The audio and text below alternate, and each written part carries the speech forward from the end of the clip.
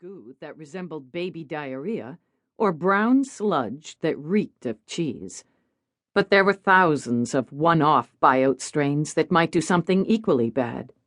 If any biote contaminated the Stearman, the whole fuel system and engine would have to be pulled out, boiled, and reinstalled, taking one of the last dozen working airplanes in the United States out of service for weeks. Bambi banked right and pulled the stick back, putting the Stearman into a circling climb. Coming around to the west, the propeller and engine roared even louder at the hard work against the wind. Didn't even get a chance to warm up, she thought.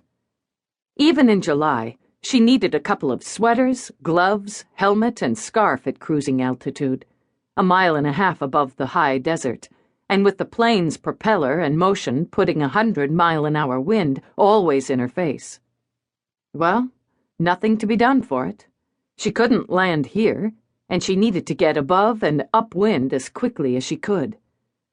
I'll need to drain and check at Baker City. Gah!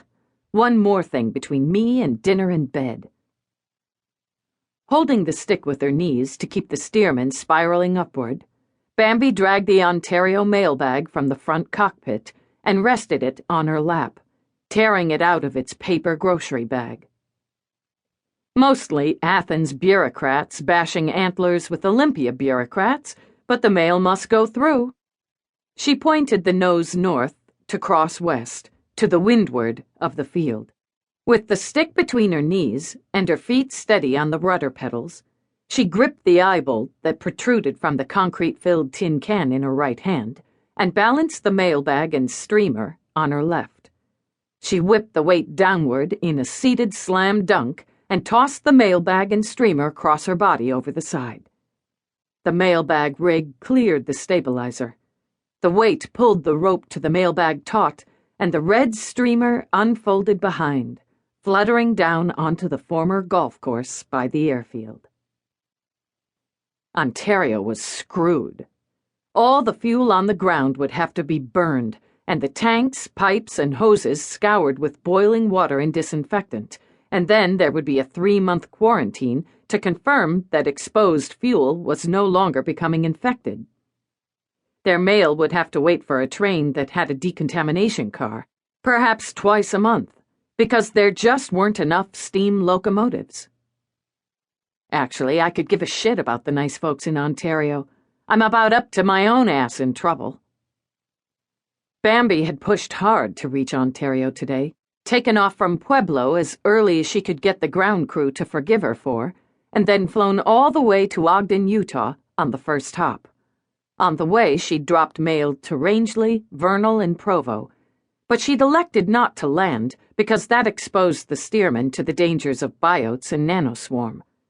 She had planned to land only at Ontario, with Baker City as her only plan B. Oh, shit. If Ontario's infected, what about Baker City? Baker was even more exposed to the wind off the desert.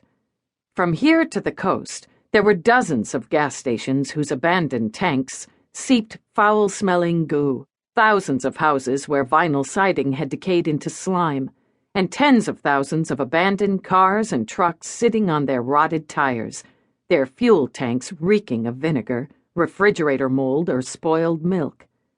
A single spore from any of those could bring ruin, as one probably had for Ontario. Well, I can't fix yesterday's poor planning now. At 8,000 feet, she leveled off and throttled up. The little plane shook with the effort of flying into the wind. Below her, the brown scrub and dirt of midsummer late afternoon sent up unpredictable thermals and swirled with thin gold and gray dust. To her right, big piles of cumulonimbus roiled above the mountains. Late summer afternoons out here were a nightmare for a tiny powered kite like the Stearman. She rechecked instruments. Oil pressure, temp, tack, airspeed, all fine. Altimeter and compass as they should be. The little tank of lye solution that sprayed the alternator and spark coil, preventing nanoswarm from taking hold, was low. The fuel gauge said, "Make Baker soon." Half an hour